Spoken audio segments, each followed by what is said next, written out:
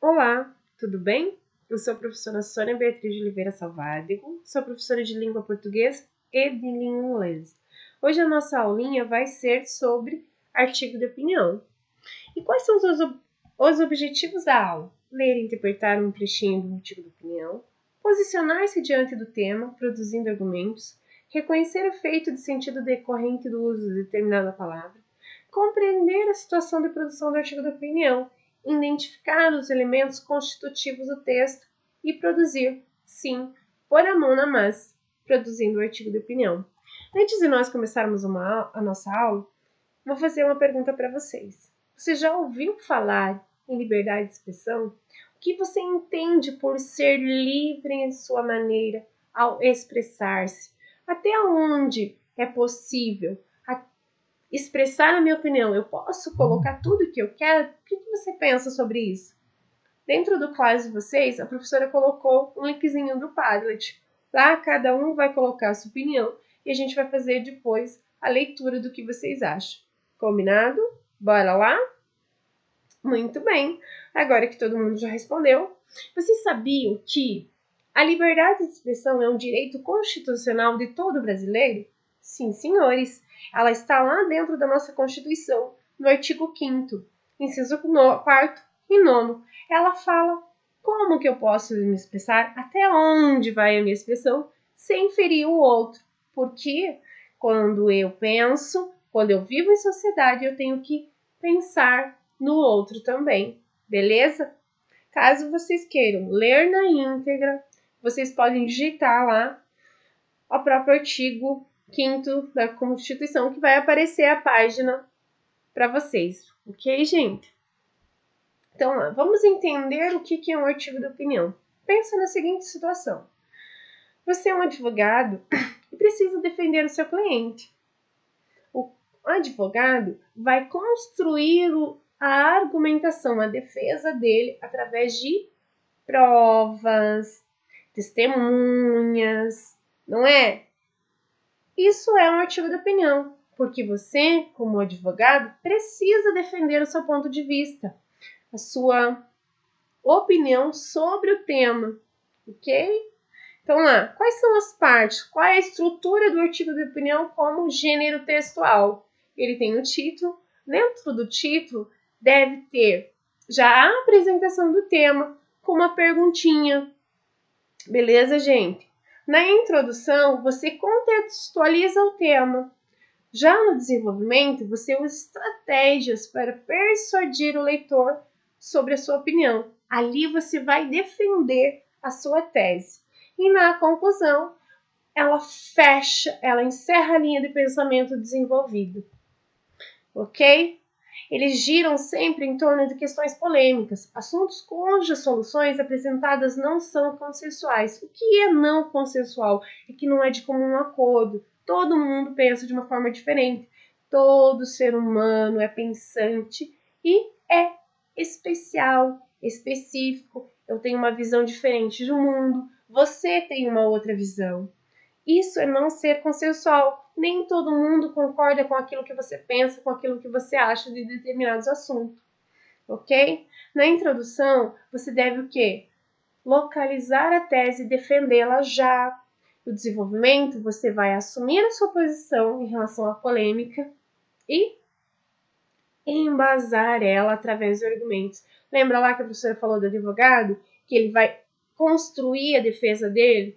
Isso mesmo, é através de argumentos. E existem vários tipos de argumento para você construir, seja através de argumentos de autoridade, que é de alguém que é especialista naquele tempo, e você pode construir a tua argumentação em cima disso, seja de um argumento histórico, ou seja, são fatos que ocorreram ao longo da história e você usa isso como exemplificação, ok? E na conclusão, você faz a sua costurada, você reúne as suas ideias numa articulação lógica, ok, galera? Vamos ler o trechinho? Esse trechinho do artigo de opinião foi retirado numa reportagem da Gazeta do Povo.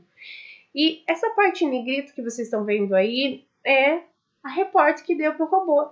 Um robô escrevendo, né? Olha só como que tá a tecnologia hoje. o robô que escreveu esse artigo de opinião. Vamos ler?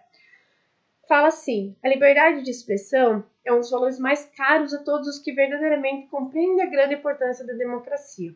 Sem a liberdade de expressão, as pessoas não teriam o direito de questionar o governo. Sem a liberdade de expressão, o governo não poderia ser responsabilizado pelas suas ações. Logo, ninguém tem o direito de tomar a vida de outra pessoa. Tampouco, se um criminoso estiver sendo perseguido, nenhum dos que estiver ao redor tem o direito de protegê-lo, cobrindo sua fuga. Isso não diminui o valor da vida. Essas regras são colocadas em prol da própria sociedade e ajudam a manter o equilíbrio social. A internet, como qualquer outra forma de comunicação, também tem regras que devem ser seguidas. Um dos princípios básicos da internet, que vem desde os seus primórdios, é o anonimato. Então, lá fazendo um adentro aqui, ou seja, né, eu posso colocar lá e ninguém tem o direito de saber quem eu sou. Só que isso vem mudando e a gente já viu isso, né, gente? Essa característica da rede ajuda a proteger os direitos de todos. No entanto, como em todas as outras formas de comunicação, por mais que seu direito de anonimato seja importante, há linhas que não podem ser ultrapassadas. Fazendo outro adendo aqui, né, galera, é quando a gente vê muitos crimes sobre étnicos raciais, né? Grupos marcando encontros, né, para fazer maldade, para pegar determinado grupo de etnia, ou até mesmo o cyberbullying, ok? Esses limites ultrapassam o anonimato. Há já uma lei que permite, sim, descobrir quem foi o autor dessa ofensa, ok?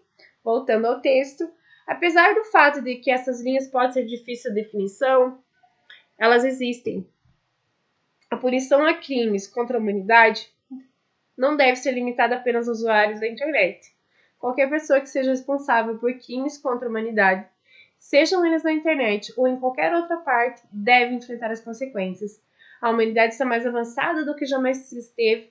Nossa tecnologia é capaz de evoluir a mente e a alma, mas também nossa sociedade.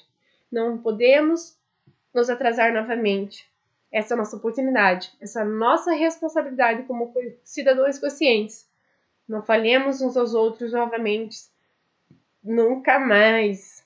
Ok? Então, ali, vocês viram que ele rematou o final. Falou, ó, a gente não pode voltar atrás. A gente não pode continuar cometendo os mesmos crimes. Beleza? Opa. Então, lá. Mas vocês perceberam, assim, ó, que existe alguns termos de ligação. Essas palavras são conhecidas como os termos coesivos, ou seja, eles dão ligação no meu texto.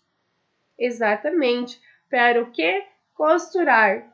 Ok? Ele costura o texto. Ele dá o quê? Começo, início e fim, mas ele interliga as minhas orações. Ele interliga os meus parágrafos para que eles tenham sentido no final. Porque se você começar a defender e de repente, viajou, esquece de colocar um termo que liga a oração à outra, ela acaba ficando sem sentido. Beleza, gente? E para vocês não esquecerem nada que eu falei aqui, deixei lá no Class de vocês o link do WordWall, que é um joguinho específico sobre artigo de opinião, que ele vai lá questionar sobre introdução, desenvolvimento, conclusão, elementos coesivos, beleza? Bora lá jogar um pouquinho, para não esquecer nadinha. Vamos lá e volta aqui rapidinho.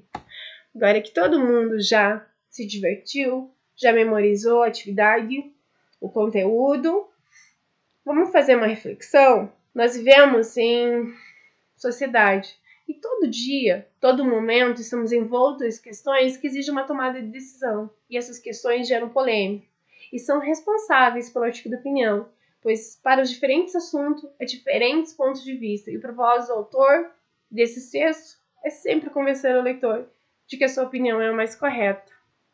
Para pôr em prática o que a gente aprendeu hoje, considere até que ponto se pode ser livre. Ou seja, é possível ignorar que se vive em sociedade e assim fazemos tudo o que desejarmos?